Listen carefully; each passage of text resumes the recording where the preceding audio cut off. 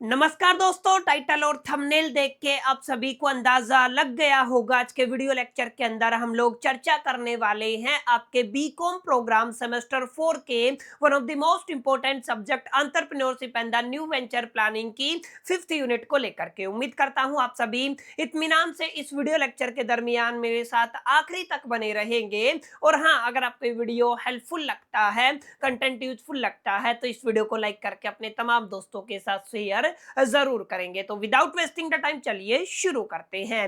My dear friends, जैसा कि आप सभी मेरी स्क्रीन पे देख पा रहे होंगे, आज का हमारा video lecture one shot video lecture रहने वाला है, जहां पर हम आपके entrepreneurship and the new venture planning की 5वीं यूनिट से जुड़े हुए उन तमाम important topics along with the questions को डिस्कस करेंगे, जिनके इस बार आपके फाइनल एग्जामिनेशन के अंदर रिपीट होने की प्रोबेबिलिटी, पॉसिबिलिटी, संभावना और चांसेस बहुत ज्यादा रहने वाली है। आप ध्यान दीजिएगा, इस चीज से कोई फर्क नहीं पड़ने वाला। आप लोग दिल्ली यूनिवर्सिटी के अंदर रेगुलर के स्टूडेंट है, एसएल के स्टूडेंट है या एनसी वेब के स्टूडेंट है, आप सभी तमाम कैटेगरी के स्टूडेंट्स के लिए आज का सेशन, आज का वीडियो लेक्चर इक्वली इंपॉर्टेंट होने वाला है। बहरहाल आप ज्यादा बातें ना करते हुए बढ़ते हैं लेक्चर की तरफ और देखते हैं आज की हमारी इंपॉर्टेंट लिस्ट का पहला क्वेश्चन। तो ध्यान दीजिएगा, पहला क्वेश्चन है what do you mean by the capital structure, discuss the pattern of the capital structure. देखिए, किसी भी बिजनेस की अगर आप लोग बात करते हैं, किसी भी ऑर्गेनाइजेशन की बात करते हैं, तो उस ऑर्गेनाइजेशन के अंदर ना कैपिटल स्ट्रक्चर एक मेंटेन किया जाता है। कैपिटल स्ट्रक्चर को आपको पहले डिफाइन करना है कि भाई साहब कैपिटल स्ट्रक्चर का मीनिंग क्या होता है, उसका डेफिनेशन क्या है। उसके बाद आपको बताना है कि कैपिटल स्ट्रक्चर के एग्जैक्टली पैटर्न्स कौन कौन से हैं। तो ध्यान दीजिएगा, जैसे अगर आप लोग किसी भी कंपनी की बात करते हैं, तो यहाँ पे थोड़ा सा फोकस कीजिएगा। कोई भी कंपनी है, उस कंपनी के अंदर ना जो आपके source of long term fund होते हैं, यानी कि जहां से वो बेसिकली अपने लॉन्ग टर्म फंड को इकट्ठा करते हैं, उनके जो सोर्स है ना, उनकी अलग अलग कंपोजिशन होती है, अलग अलग मिक्सिंग होती है। माने किसी में कोई सा फंड ज्यादा होता है, किसी में कोई सा फंड कम होता है, तो एक कंपोजिशन देखने को मिलता है, एक मिक्सिंग देखने को मिलता है, एक पैटर्न देखने को मिलता है, एक स्ट्रक्चर देखने को मिलता है। इसी को आप लोग यहाँ पे कैपिटल स्ट्रक्चर कहते हैं। तो ध्यान दीजिएगा, यहाँ पर बुनियादी तौर पे आप लोग कैपिटल शब्द का मतलब क्या इस्तेमाल करने वाले हैं, सर आपके जो लॉन्ग टर्म फंड है, ठीक है ना। तो आप लोग ध्यान दीजिएगा, आपके लॉन्ग टर्म फंड के जितने भी सोर्सेज हैं, वो आपके अलग अलग मिक्सिंग के साथ देखने को मिलते हैं, अलग अलग कंपोजिशन के साथ देखने को मिलते हैं। इसी को आप लोग क्या कहते हो, कैपिटल स्ट्रक्चर कहते हो। यानी कि आप लोग क्या कह सकते हो, कैपिटल स्ट्रक्चर रेफर करता है कंपोजिशन और a mix of a different source of the long term funds used by a company to finance its business activity. समझ में आया ना, किसको फाइनेंस करना है, इसके बिजनेस एक्टिविटी को। It show the portion of equity share capital, preference share capital, debenture loans and the retain earning in the total capital of a company. माने यहाँ पे ये आपका बेसिकली शो करता है किसका पोर्शन है, सर प्रोपोर्शन है, सॉरी पोर्शन नहीं प्रपोर्शन है, कि इक्विटी शेयर कैपिटल कितना है, प्रेफरेंस शेयर कैपिटल कितना है, आपका डिबेंचर कितना है, आपका लोन कितना है, और आपकी रिटेन अर्निंग कितनी है टोटल कैपिटल ऑफ कंपनी के अंदर। समझ में आया ना, यानी कि कंपनी के अंदर आपके पास अलग अलग लॉन्ग टर्म जो आपके फंड है, उनके सोर्सेज एग्जिस्ट करते हैं, तो उनका मिक्सिंग किस तरीके का है, उनकी पोजीशन या प्रपोर्शन क्या रहने वाला है, किस रेशियो के अंदर माय डियर फ्रेंड्स एग्जैक्टली आपको वो सारी चीजें देखने को मिलती है। ये आपका बेसिकली एक कंसर्न रहने वाला है कैपिटल स्ट्रक्चर के अंदर। उम्मीद करता हूं इतनी बातें आपको समझ में आई होंगी। अभी आप ध्यान दीजिएगा, सिंपल शब्दों में जिनको नहीं समझ में आया वो कुछ इस तरीके का एक्सप्लेनेशन दे सकते हैं। कैपिटल स्ट्रक्चर इंडिकेट करता है how a company raise the money in its operation and grow. समझ में आया, कोई भी कंपनी है वो एग्जैक्टली किस तरीके से पैसा रेज करती है अपने ऑपरेशंस के लिए और अपनी ग्रोथ के लिए, उसी को आप लोग दूसरे शब्दों में क्या कह सकते हो, सर कैपिटल स्ट्रक्चर कह सकते हो। ठीक है, तो यहाँ पे जो बुनियादी तौर पे कैपिटल शब्द का इस्तेमाल हुआ है ना, उस पर आपको फोकस करना है। सर यहाँ पे कैपिटल शब्द का क्या मीनिंग आया है, सर हमने कहा आपके जितने भी लॉन्ग टर्म लोन है, आप लोग क्या कहेंगे, लॉन्ग टर्म लोन का मतलब नहीं, लॉन्ग टर्म आपका फंड है ना, उसको आप लोगों ने यहाँ पे क्या बोला है, कैपिटल बोला है। ठीक है, तो अलग अलग कंपनी का अपना अपना पैटर्न होता है, बहुत ऑब्वियस सी बात है। किसी का कोई पैटर्न फॉलो किया जाता है, कहीं पे डिबेंचर ज्यादा देखने को मिलेगा, कहीं पे आपको इक्विटी शेयर ज्यादा देखने को मिलता है, कहीं पे आपको प्रेफरेंस शेयर ज्यादा देखने को मिलता है। तो ये कंपनी की अपनी अपनी रिक्वायरमेंट के हिसाब से, अपने अपने रूल एंड रेगुलेशन के हिसाब से चीजें डिफाइन की जाती है। ठीक है, समझ में आई इतनी बातें? ओके, अब यहाँ पे ध्यान दीजिएगा, इसी क्वेश्चन के अंदर एक और चीज पूछी गई थी कि सर हमारे हिंदुस्तान के प्रोस्पेक्ट में आपको बताना है pattern of the capital structure, capital structure के किस किस तरीके के पैटर्न होते हैं। तो ध्यान दीजिएगा, सबसे पहले आप लोग इक्विटी शेयर कैपिटल की बात करेंगे, उसके बाद आप लोग प्रीफरेंस शेयर कैपिटल की बात करेंगे, उसके बाद आप लोग डिबेंचर्स की बात करने वाले हैं, उसके बाद आप लोग रिटेन्ड अर्निंग की बात करेंगे, उसके बाद आप लोग टर्म लोन्स की बात करेंगे। समझ में आए? तो कुल मिलाकर के अगर आप लोग कैपिटल स्ट्रक्चर की बात करते हैं तो यहां पे ये आपके जैसे आपका इक्विटी शेयर हो गया, प्रीफरेंस शेयर होगा, टर्म लोन हो गया, इसके अलावा आपका जो डिबेंचर हो गया, आपकी रिटेन अर्निंग होगी, ये कुछ कुछ आप लोग कह सकते हैं सर इनको आप लोग लॉन्ग टर्म फंड के सोर्स बोल सकते हैं। ठीक है, इन्हीं को मिक्स करके एक स्ट्रक्चर बनता है जिसको आप लोग कैपिटल स्ट्रक्चर कहते हैं। अब आप सभी ने पढ़ा होगा सर शेयर दो तरीके के होते हैं। कौन कौन से दो तरीके के शेयर होते हैं सर? आपका एक इक्विटी शेयर होता है, जस्ट ए मिनट,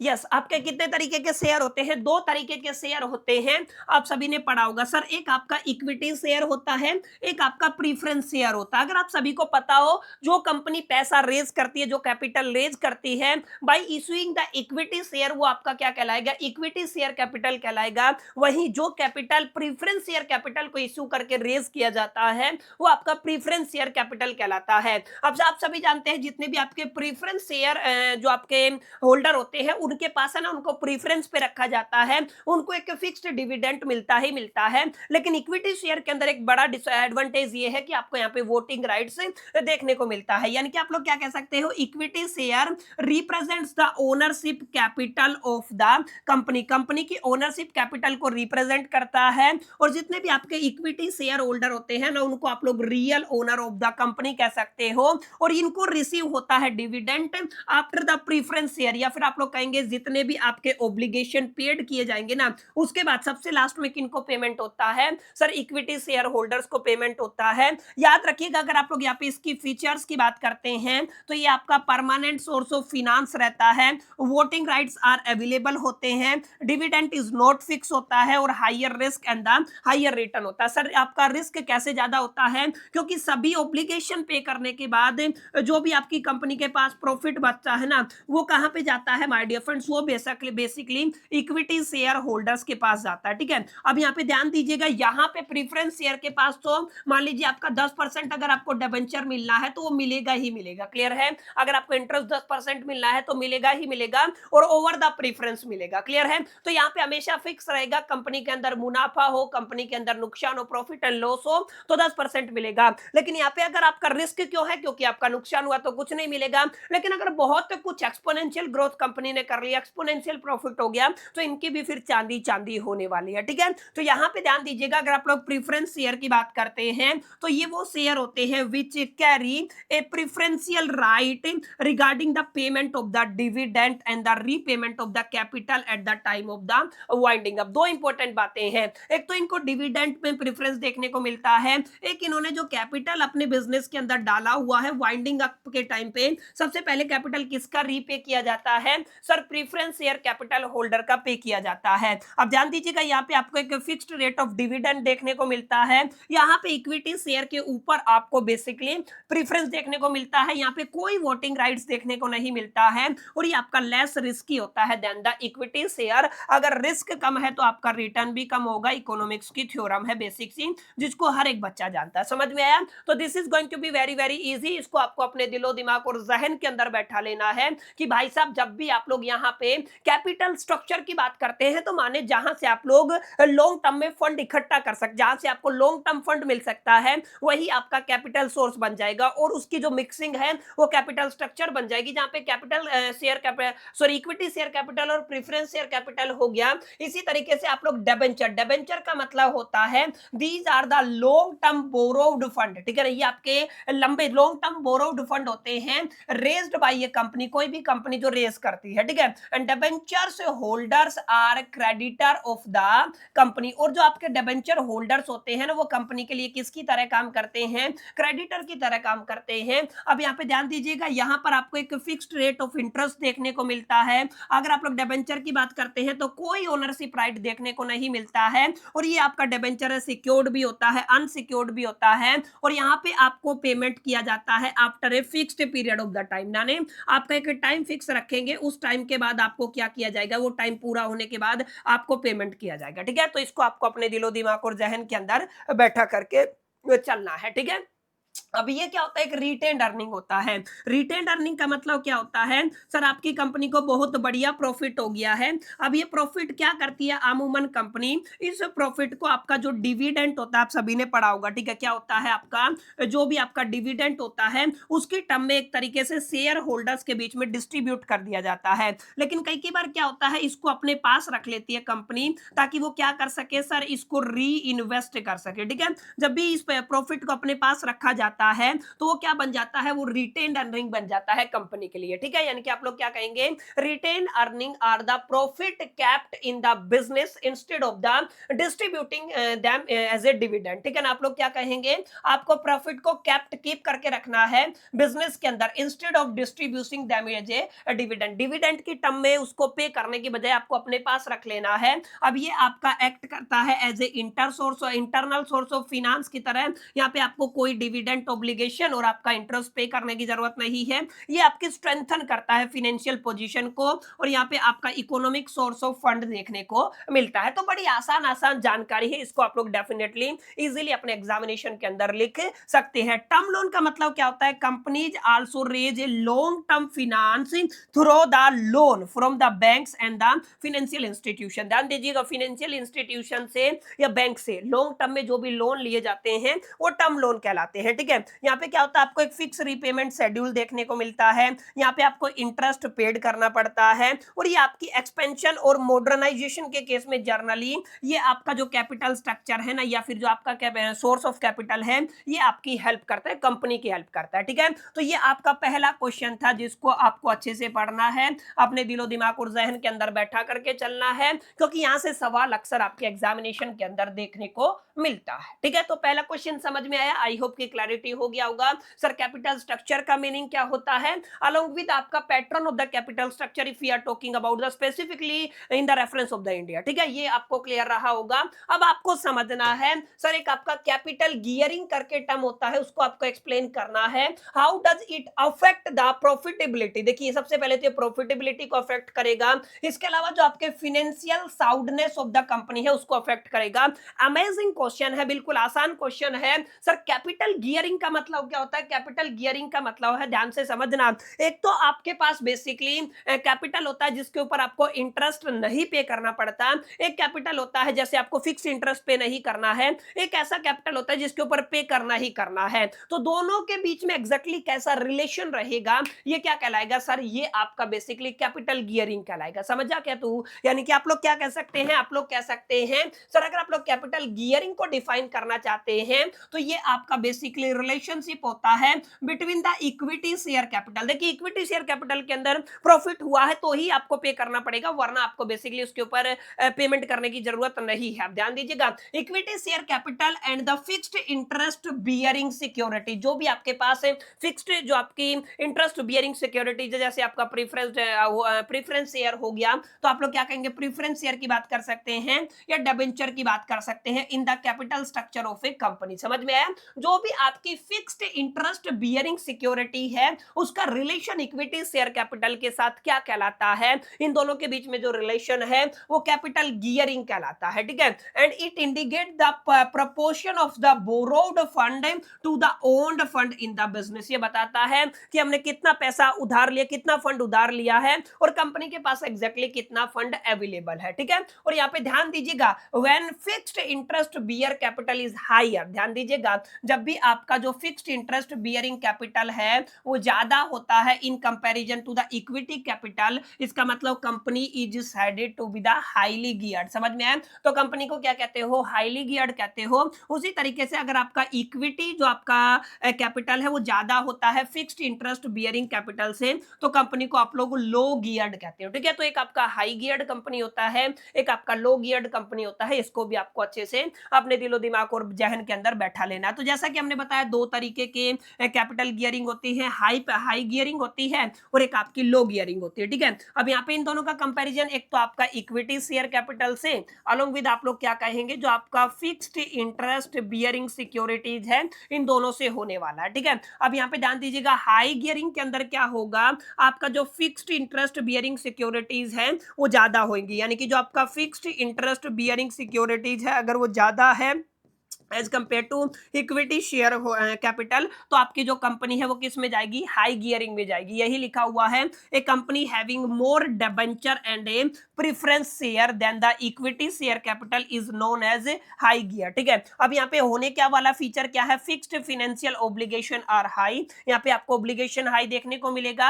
अगर आपका गियरिंग ज्यादा है तो रिस्क भी हाई रहेगा। इक्विटी शेयर होल्डर में अर्न हायर रिटर्न, और जो आपके इक्विटी शेयर होल्डर है उनको ज्यादा रिटर्न देखने को मिल सकता है गुड प्रॉफिट की कंडीशन में। लोअर गियरिंग के अंदर क्या होता है? आपका equity share capital is greater than the आप लोग कहेंगे फिक्स्ड इंटरेस्ट बियरिंग सिक्योरिटी, जैसे डिबेंचर की बात कर लीजिए और प्रेफरेंस शेयर की बात कर लीजिए। ठीक है, तो यही लिखा हुआ है, एक company having a more equity capital and less fixed interest bearing capital is known as a low geared. इसको आप लोग क्या कहते हैं? लो गियर्ड कहते हैं। यहाँ पे रिस्क भी कम होता है, यहाँ पे स्टेबल फाइनेंशियल पोजीशन देखने को मिलता है, यहाँ पे जो बर्डन है फिक्स्ड रीपेमेंट का रहता है। ठीक है, लोअर रहता है माने कम रहता है। ठीक है, तो ये आपको समझना है कि भाई साहब एक आपका जो कैपिटल गियरिंग का क्या मतलब होता है, कितने तरीके के कैपिटल गियरिंग होते हैं। एक लो गियर्ड कंपनी होता है, एक हाई गियर्ड कंपनी होता है। दोनों के बीच में बुनियादी फर्क क्या है ये आपको पढ़ना है। इसके अलावा आपको बताना है सर जो आपका ये गियर है ना, या कैपिटल गियर है, वो बेसिकली प्रॉफिटेबिलिटी को कैसे इंपैक्ट करता है। This is going to be very very important. और दूसरा आपको बताना है इसका इफेक्ट बेसिकली फाइनेंशियल साउंडनेस के ऊपर क्या रहता है। ये दो मुद्दों पर चर्चा करनी है, तो ध्यान दीजिएगा। यहाँ पे पॉजिटिव इफेक्ट ऑन प्रॉफिटेबिलिटी का क्या मतलब है? High gearing increase the profitability of the equity. ठीक है, जो भी कंपनी के अंदर हाई गियरिंग होगा वहां पे profitability of the equity share holders when the company earning the high. समझ में आया? तो यहाँ पे आपका इंक्रीज हो जाएगा। Interest on the debenture is fixed, ध्यान दीजिएगा आपका जो इंटरेस्ट ऑन डिबेंचर है वो क्या रहता है? फिक्स्ड रहता है। So remaining profit belongs to the equity share holder and it help in the trading on the equity. ठीक है, तो इसी तरीके से आप लोग नेगेटिव पॉइंट को भी एक्सप्लेन कर सकते हैं। During the low profit fixed interest must be still be paid. ठीक है ना, अगर लो प्रॉफिट होता है तो इंटरेस्ट तो फिर भी जाएगा। It reduce the earning available for the share holder, यहाँ पे जो आपकी अर्निंग है वो रिड्यूस हो जाती है, जिसकी वजह से आपका एक्सेसिव गियरिंग में डिक्रीज द प्रॉफिटेबिलिटी, जिसकी वजह से एक्सेसिव गियरिंग क्या कर देता है? आपकी प्रॉफिटेबिलिटी को डिक्रीज कर देता है। ठीक है, इसी तरीके से दो पॉइंट मैंने हाई गियर और लो गियर के लिखे हुए हैं। प्लीज प्लीज प्लीज एक बार इसको गो थ्रू कर लीजिएगा। इसमें समझाने वाली कोई बात है नहीं, बिल्कुल आसान, बेहद आसान ये टॉपिक है। तो एक बार इसको गो थ्रू करेंगे तो 101% आप लोग इसको इजीली समझ पाएंगे। ठीक है, उम्मीद करता हूं इतनी क्लैरिटी आपको मिला होगा। और यहां पर आकर के आपका ये वाला जो टॉपिक है, ये वाला जो कॉन्सेप्ट है, ये भी क्लियर रहा होगा। अब इसके अलावा एक और क्वेश्चन है, that is the what are you understand by the organisational structure. देखिए सवाल क्या है सर, आपको बताना है ऑर्गेनाइजेशनल स्ट्रक्चर क्या होता है। यहाँ पे पूछा ये गया है कि कितने तरीके के होते हैं, तो पहले आपको बताना पड़ेगा सर ऑर्गेनाइजेशनल स्ट्रक्चर क्या होता है एंड किसी भी एंटरप्राइजेस के अंदर इसको कैसे अडॉप्ट किया जाता है। ये आपका एक बेसिक सवाल है जो यहाँ पे पूछा गया है, ध्यान से समझिएगा।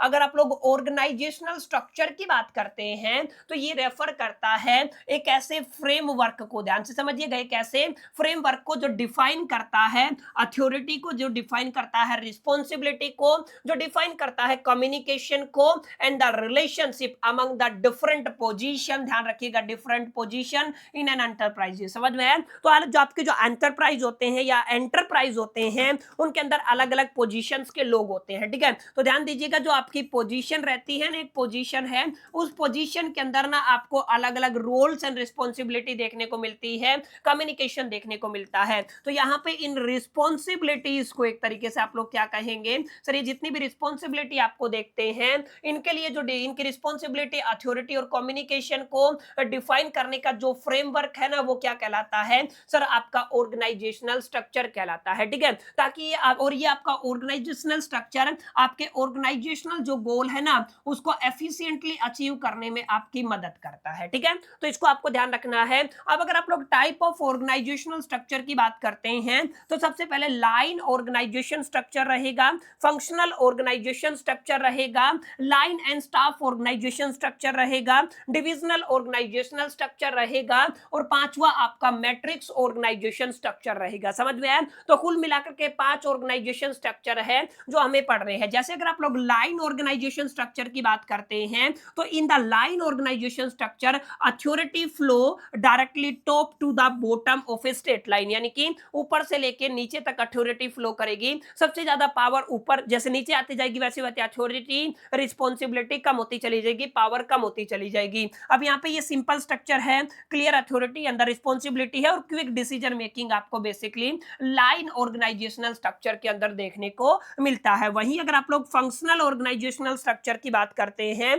तो under this structure activities are grouped according to the specialised function such as a production की बात कीजिए, फिनांस की बात कीजिए, मार्केटिंग की बात कीजिए, माने जो आपकी एक्टिविटी है उनको ग्रुप किया है according to the specialised function. जैसे फिनांस का अपना एक कैटेगरी बन गया, जैसे मार्केटिंग का एक अलग कैटेगरी बन गया, एक प्रोडक्शन का एक अलग कैटेगरी बन गया। तो ये जो स्ट्रक्चर है ना इसको आप लोग फंक्शनल ऑर्गेनाइजेशनल स्ट्रक्चर बोलते हैं। और इसकी फीचर्स क्या है सर, यहाँ पे आपको स्पेशलिस्ट सुपरवाइज डिफरेंट फंक्शन देखने को मिलते हैं, डिवीजन बेस्ड एक्सपर्टीज देखने को मिलती है। ठीक है, तो इसको आपको याद रखना है। इसी तरीके से आपका एक लाइन एंड स्टाफ ऑर्गेनाइजेशन होता है, यहाँ पे कॉम्बिनेशन देखने को मिलता है लाइन अथॉरिटी का with the staff specialised who provide advice and support. समझ में आया? तो इसको भी आपको एक बार पढ़ लेना है। एक आपका डिविजनल ऑर्गेनाइजेशनल स्ट्रक्चर होता है। In this structure the enterprise is divided into the separate division based on the product, customer और ज्योग्राफिकल एरियाज। माने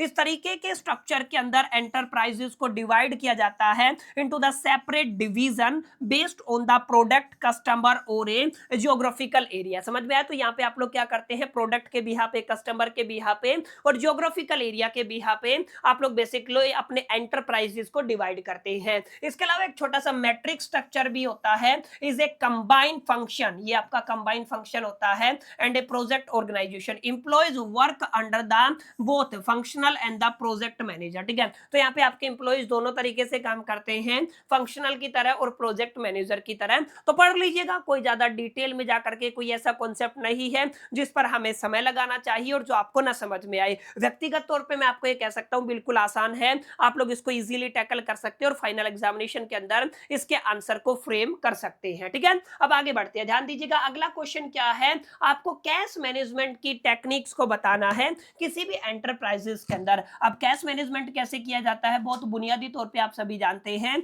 लेकिन ये गुल्लक वाला कैश मैनेजमेंट नहीं है, ये घर वाला कैश मैनेजमेंट नहीं है। हमें एंटरप्राइजेस के रिस्पेक्ट में, एंटरप्राइजेस के प्रोस्पेक्टिव में बताना है कि एक एंटरप्राइजेस के अंदर एग्जैक्टली किस तरीके से कैश मैनेजमेंट किया जाता है। तो एज यूजुअल हम लोग क्या करेंगे, पहले डेफिनेशंस को डिकोड करेंगे। तो ध्यान से समझिएगा, कैश मैनेजमेंट रेफर करता है, सबसे पहले यहाँ पे आएगा प्लानिंग, ठीक है, उसके बाद आएगा कंट्रोलिंग, ठीक है, उसके बाद आपका आएगा monitoring of the cash inflow and the outflow. याद रखना है, कैश का इनफ्लो और आउटफ्लो को प्लान करना है, कंट्रोल करना है और मॉनिटरिंग करना है। ये क्या कहलाता है, ये आपका कैश मैनेजमेंट कहलाता है। It's main objective is to maintain the adequate cash. ठीक है ना, इसका मेन ऑब्जेक्टिव क्या होता है, एक आपको एडिक्वेट कैश बिजनेस के लिए मेंटेन करना है, बिजनेस ऑपरेशंस के लिए मेंटेन करना है, while avoiding the excess ideal cash. ठीक है ना, जो आपका कैश जितना वेस्टेज हो सकता है उससे बचाना होता है। ठीक है, कुल मिलाकर के कैश का आउटफ्लो और इनफ्लो को कंट्रोल करना, उसको प्लान करना और उसको मॉनिटर करना आपका कैश मैनेजमेंट कहलाता है। और there are the certain technique, जहां पर पहला है preparation of the cash budget technique रहेगा, दूसरा एक्सेलरेटिंग द कैश कलेक्शन, और तीसरा आपका रहेगा डिलेइंग द कैश पेमेंट। आपको क्या करना है सर, कैश पेमेंट को डिले करना है, ठीक है। इसके अलावा एक और रहता है मैनेजिंग द मार्केटेबल सिक्योरिटीज, ठीक है ना, आपको क्या करना है, मार्केटेबल सिक्योरिटीज को मैनेज करना है। इसके अलावा आपके पास माय डियर फ्रेंड्स एक रहता है that is the concentration banking, ठीक है ना, तो ये आपको याद रखना है। एक आपका लोक बॉक्स सिस्टम रहता है, और इसके अलावा एक आपका प्रॉपर इन्वेंट्री मैनेजमेंट रहता है, ठीक है। तो ये कुछ बुनियादी पॉइंट है, बुनियादी टेक्निक है जो आपके बेसिकली कैश मैनेजमेंट के अंदर काम आती है। जैसे कि आप लोग कैश बजट की तैयारी करते हैं, कैश बजट को प्रिपेयर करते हैं, cash budget is estimate of the cash receipt and the cash payment for the future period. माने आपने आइडिया लगा लिया कितना पैसा आएगा कितना जाएगा। इसकी इंपॉर्टेंस क्या है सर, इसकी इंपॉर्टेंस है ये आपको कैश की नीड की एस्टिमेट करके देता है, ये शॉर्टेज और एक्सेसिव कैश को बेसिकली अवॉइड करता है, ये असिस्ट करता है फाइनेंशियल प्लानिंग के अंदर, ठीक है। इसी तरीके से अगर आप लोग बात करते हैं एक्सेलरेटेड कैश कलेक्शन का क्या मतलब है, आपको एक्सेलरेट करना है, आपको स्पीड अप करना है अपने कैश कलेक्शन को, जो भी आपको रिसीव करना है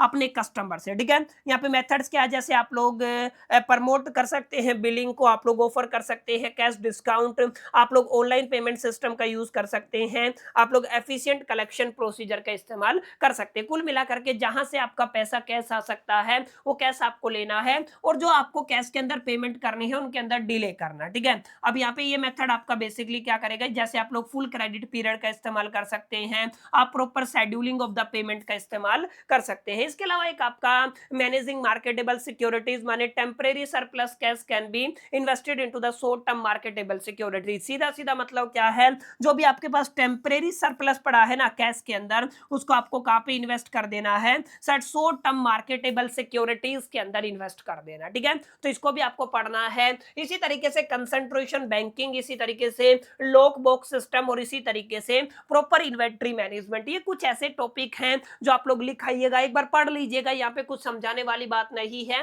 डेफिनेटली इस पीपीटी के थ्रू अगर आप लोग गो थ्रू करते हैं तो डेफिनेटली आपके सारे डाउट क्लियर हो जाएंगे, और आई एम 100% डैम श्योर कि आपको ये क्वेश्चन भी समझ में आ जाएगा। बहरहाल अभी तक ये सेशन कैसा लगा कमेंट करके जरूर बताइए। अगर अभी तक वीडियो अगर आपने लाइक नहीं किया है तो वीडियो को फटाफट से लाइक कर दो, और साथ साथ हाइप जरूर कर देना इस वीडियो को। बाकी अगर आपको इस सेशन का पीडीएफ चाहिए तो कम से कम 100 लोगों को इस वीडियो को हाइप करना है। जैसे ही 100 हाइप होते हैं मैं आपको बेसिकली अपने सेशन का पीडीएफ या तो आपके जो कमेंट के रिप्लाई के अंदर या तो टेलीग्राम के अंदर शेयर करवा दूंगा। अब 30 सेकंड का ब्रेक, उसके बाद फिर कंटिन्यू करेंगे।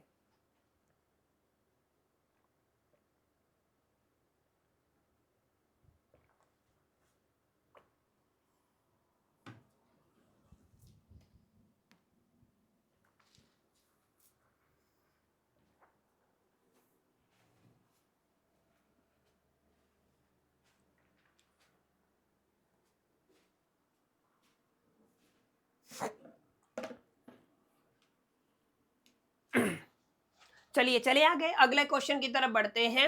सर अगला क्वेश्चन है, what do you mean by the customer relationship management, state it's objective and how is it used today. देखिए सीआरएम बोलते हैं इसको, शॉर्ट फॉर्म में क्या बोलते हो, सीआरएम बोलते हो, कस्टमर रिलेशनशिप मैनेजमेंट। इसका मतलब आपको क्या करना है, ये अपने आप में एक प्रोसेस होता है। क्या होता है, एक ऐसा प्रोसेस होता है जहां पर आप लोग मैनेज करते हैं और मेंटेन करके चलते हैं एक गुड रिलेशनशिप को अपने कस्टमर के साथ, by understanding their needs and provide a better service. समझ में आया, यानी कि आपका जो कस्टमर है, ठीक है, उसकी कस्टमर के उसको मैनेज करना, उसको मेंटेन करना, उसके साथ मैनेज और मेंटेन करना है एक गुड रिलेशनशिप को, समझना है उसकी जरूरत क्या है और उसके लिए एक बेटर सर्विस प्रोवाइड करना। ये जो पूरा प्रोसेस है ये क्या कहलाता है, ये सर आपका सीआरएम कहलाता है, कस्टमर रिलेशनशिप मैनेजमेंट कहलाता है। और it involve the use of the technology. अब इसका आप लोग बेसिकली इसके अंदर आप लोग टेक्नोलॉजी का इस्तेमाल कर सकते हैं, डेटा का इस्तेमाल कर सकते हैं,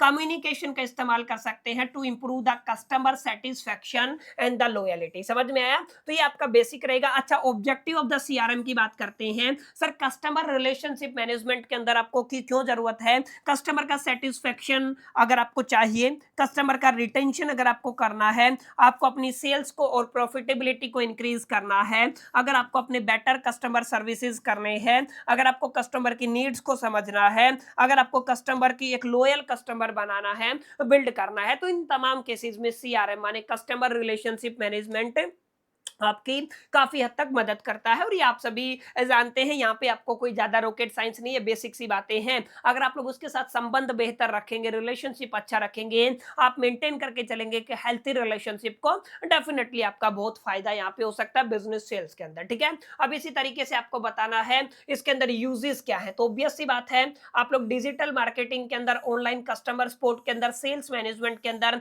ई कॉमर्स प्लेटफॉर्म के अंदर, डेटा मैनेजमेंट के अंदर और सोशल मीडिया इंटरेक्शन के अंदर डेफिनेटली आप लोग सीआरएम का यूज करते ही करते हैं। तो these are the basic point, एक बार इनको गो थ्रू कर लेना, ठीक है। अब इसके अलावा जैसे कस्टमर रिलेशनशिप मैनेजमेंट था ना, इसी तरीके से आपका एम्प्लॉयज रिलेशनशिप मैनेजमेंट भी होता है।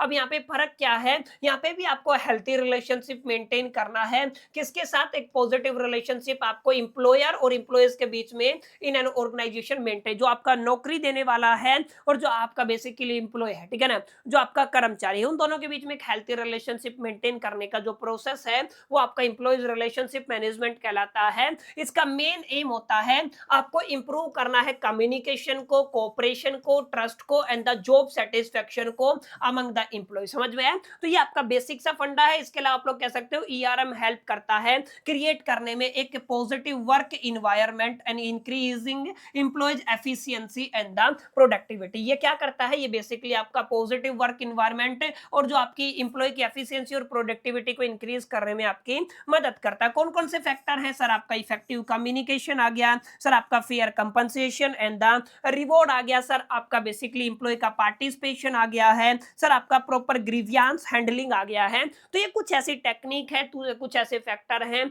जिनसे आप लोग अपने एम्प्लॉयज रिलेशनशिप मैनेजमेंट या एम्प्लॉय रिलेशनशिप को काफी बेहतर बना सकते हैं और नेक्स्ट लेवल के ऊपर लेके जा सकते हैं। अब इसके अलावा क्या पूछा गया है? डिस्कस द फैक्टर हो गए हैं, ठीक है, ये आपके जो एम्प्लॉय एक तरीके से अफेक्ट करते हैं, ठीक है। इसके अलावा आपका एक ट्रेनिंग एंड डेवलपमेंट भी हो गया, हेल्थी वर्किंग कंडीशन हो गया, म्यूचुअल ट्रस्ट एंड रिस्पेक्ट हो गया, वेलफेयर मेजर हो गया। तो these are the very basic point, एक एक बार पढ़ लीजिएगा और यहाँ पे आप लोग जितना लंबा चाहे ना उतना लंबा डिस्कशन कर सकते हैं, ठीक है। लेकिन हमारे पास इतना समय नहीं है क्योंकि एग्जामिनेशन के पॉइंट ऑफ व्यू से हमें गो थ्रो करना है, रिवाइज करना है। तो आई थिंक जब से ये आपका बिल्कुल एक बार गो थ्रो करेंगे, एक बार इसको रीड आउट करेंगे तो चीजें आपको बेहतर तरीके से क्लियर हो जाएंगे, ठीक है। अब आपको बताना various cost in accord to start a and run enterprises. कई बार सवाल पूछा जाता है, अगर आप लोग किसी एंटरप्राइज को रन करना चाहते हैं तो ध्यान दीजिएगा, उसको स्टार्ट करने के लिए और उसको रन करने के लिए कितने तरीके की अलग अलग कॉस्ट एग्जिस्ट करती हैं वो आपको बताना, ठीक है। तो इसका मतलब क्या? Enterprises incur various type of the cost stabilising and operating a business,